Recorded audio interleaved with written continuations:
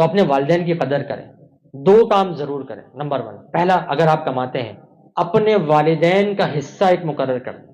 آپ کی کمائی میں آپ کے والدین حصے دار ہیں. آپ بے شک تھوڑا پورشن کر دیں، کوئی مسئلے کی بات نہیں، 5% کر دیں، 10% کر دیں، یہ آپ اللہ تعالیٰ سے کمٹمنٹ کر لیں. گویا کہ پہلا 5% میرے والد کا، 5% میری والدہ کا، چاہے میں 1000 کماؤں، 2000 کماؤں، 10,000 کماؤں یا لاکھ کماؤں، یہ میرے والدین کا ہے. اور یہ کب تک ہے؟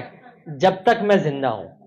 والدین زندہ نہیں، جب تک میں زندہ ہوں. مطلب اگر میں زندہ ہوں تو اپنے والدین کو یہ دیتا رہوں گا، چاہے ان کو ضرورت ہے یا نہیں. یہ بھی ذہن میں رکھیے گا، ضرورت ہو یا نہ ہو اپنے والدین کو دیتا رہوں گا. اور اگر ان کا انتقال ہو جائے گا تب بھی ان کا یہ اکاؤنٹ بند نہیں ہوگا، یہ ان کے ثواب جاریہ کے لیے صدقہ ہوتا رہے گا. یہ لازمی پکڑ لیں. میں آپ کو گارنٹی دیتا ہوں، آپ اپنے رزق میں ایسی وسعت دیکھیں گے، ایسی برکت دیکھیں گے جو آپ نے پہلے کبھی نہیں دیکھی. کیونکہ یہ قرآن کا فیصلہ ہے نا. اللہ تعالیٰ نے فرمایا کہ یمحق اللہ الربا ویربی الصدقات. اللہ تبارک و تعالی سود کو گھٹاتا ہے اور صدقات کو بڑھاتا ہے. اور حضور علیہ السلام نے ارشاد فرمایا کہ تمہارا سب سے بہترین صدقہ وہ ہے کہ جو تمہارے قریب ترین رشتے داروں تک پہنچتا ہے. تو قریب ترین رشتے داروں میں سب سے زیادہ کون ہے بتائیں بھائی؟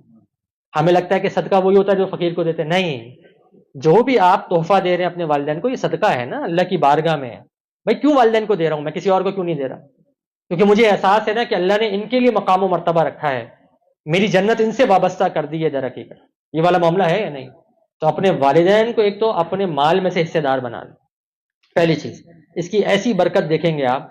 کوئی چیز سمجھ میں آئے نہ آئے نا، آپ یہ سمجھ لیے انویسٹمنٹ ہے. کیسے انویسٹمنٹ ہے؟ اللہ تعالیٰ قرآن کریم میں ارشاد فرماتا ہے مثل الذین ينفقون اموالهم فی سبیل اللہ. مثال ان لوگوں کی جو اللہ کی راہ میں خرچ کرتے ہیں. کمثل حبہ، ایک دانے کی مثال ہے. انبتت 7 سنابل، کہ اس دانوں میں سے 7 بالیاں نکلی ہیں. آپ لوگ ماشاءاللہ پنجاب سے تعلق رکھتے ہیں تو سمجھ رہے ہوں گے کہ میں کس طرف اللہ تعالیٰ نے یہ اشارہ فرمایا ہے کہ وہ ہر دانے سے کیا نکلی ہے؟ 7 بالیاں نکل گئے. انبتت 7 سنابل فی کل سنبلۃ 100 حبہ، اور ہر بالی میں 100 دانے. تو 7 بالیاں اور 100 دانے کتنے ہو گئے؟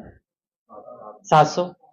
یہ کیا بیان فرما دیا ہے؟ اللہ تعالیٰ فرما رہا ہے کہ اگر تم میرے ساتھ انویسٹمنٹ کر لو گے نا تو میں تمہیں گارنٹی دیتا ہوں کتنا ریٹرن ملے گا. ROI کتنا ہوگا اس کا؟ ریٹرن آف انویسٹمنٹ 700 ٹائمز، 700 گنا. مذاق بات نہیں بھائی، کسی دنیا کی کوئی اسٹاک مارکیٹ بھی اتنا ریٹرن نہیں دیتی ہے. آپ گولڈ کا کاروبار کر لیں تب بھی اتنا ریٹرن نہیں ہے، ٹھیک ہے؟ آپ زمین خرید لیں تب بھی اتنا ریٹرن نہیں ہے، 700 گنا. اچھا پھر آگے کیا فرما رہا ہے اللہ تبارک تعالیٰ؟ کیونکہ وہ ایسا مالک ہے نا جس کے خزانے میں کوئی کمی نہیں. فرماتا ہے یہ تو اعلان ہو گیا نا 700 گنا.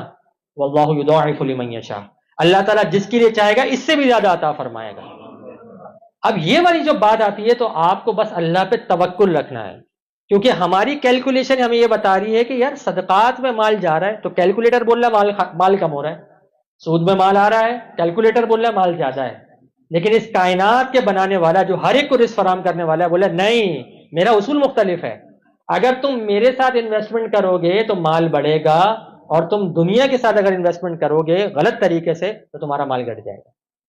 اچھا اگر صحیح کہیں نا تو یہ دنیا کے رول کے مطابق بھی صحیح ہے. میں ذرا سمجھاتا ہوں. بھائی جو اللہ تعالیٰ کی راہ میں دیا ہے آپ کو ایسا لگ رہا ہے وہ ختم ہو گیا، نہیں، ختم نہیں ہوا. اگر آپ صرف پیسہ لے کے اپنے بیڈ کے نیچے رکھ لیں وہ پیسہ بڑھے گا کیا؟ نہیں. آپ بولیں گے پیسہ بڑھانا ہے تو انویسٹمنٹ کرنی پڑے گی. انویسٹمنٹ کہاں کرنی پڑے گی؟ جو سیف ہو، سیکیور ہو، بااعتماد ہو اور ریٹرن بھی اچھا دیتا ہو. تو بتائیے جو صدقہ دیا ہے اصل میں آپ نے کوئی مال چلا نہیں کیا، یہ گویا کہ سمجھیں قدرتی بینک میں آپ نے رکھوا دیا ہے. ایک انویسٹمنٹ کمپنی جو اللہ تعالیٰ کی ہے، سمجھانے کے لیے صرف بول رہے ہیں، اللہ تبارک و تعالیٰ کو بڑھانے کے لیے دے دیا ہے. تو بتائیے رب سے زیادہ کسی پر آپ کو اعتماد ہے؟ رب سے زیادہ کوئی نفع دے سکتا ہے؟ تو جب رب کے ساتھ انویسٹمنٹ کر لیا تو بتائیں مال بڑھے گا نہیں بڑھے گا؟ اور اس کا سب سے بہترین اور مؤثر ذریعہ اپنے والدین کی خدمت کریں. دوبارہ میں کہہ رہا ہوں، چاہے ان کو ضرورت ہو یا نہ ہو. ہم یہ دیکھتے ہیں کہ اگر ان کے پاس پیسہ نہیں ہے تو ان کو پیسہ دے دیں، نہیں، آپ ان کو بس دیں. کیونکہ آپ یہ سوچیں بھائی ان کو ضرورت ہے نہیں، مجھے بہت ضرورت ہے پیسے کی، تو میں انویسٹمنٹ کروں گا تو پیسہ ملے گا نا در حقیقت. بات سمجھ رہے ہیں؟ پہلی چیز